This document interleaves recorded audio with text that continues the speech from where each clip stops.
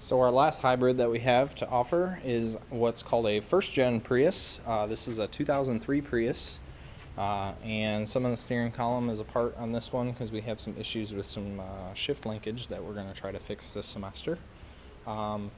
This is actually my favorite generation of Prius, even though it doesn't look as good as the newest generation, the fourth generation. I feel like this is the most fun to drive. It definitely feels a little peppier than a second and third gen Prius, and given the small tire size and the relatively small wheelbase, it's actually, I feel like, a more responsive car to drive. So this vehicle came to us, unlike the Volt, which we bought. This vehicle came to us as a trailer full of parts. So one of the first classes actually put this vehicle together, which is why it's multicolored. So this kind of came back to us from a junkyard, and much like the second gen Prius, this Prius in the trunk, if you open the trunk, the battery is air cooled. You're looking at the battery along the bottom there, and just to the left you see the blower motor up in top in the fender, and then just below that ductwork going down to the battery, you will see the orange service plug. The service plug on this vehicle is very tiny compared to the second gen.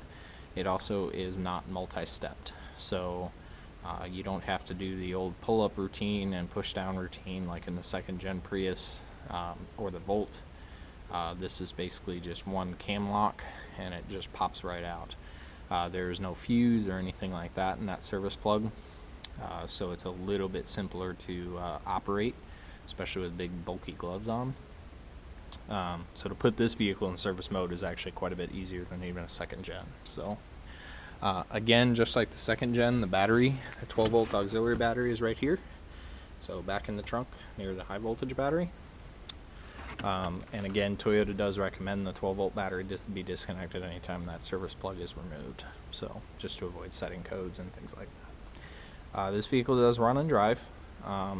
Like I said, we had some transmission issues with that about 2 semesters ago, and they've only progressed from there. So this one's not quite as bad about draining the 12 volt battery, however. So pretty similar service procedures to the Gen 2. Nothing all that special you really need to know about it, other than the transmission is it's a little bit wonky, so you have to kind of play with the shift linkage a little bit. So we're going to try to fix that this semester. So anyway, any questions that you might have, feel free to email me. This is our 3 hybrid vehicles that we work on primarily. I will be trying to get some other hybrid vehicles. We have another faculty member in the building that has a Honda Clarity.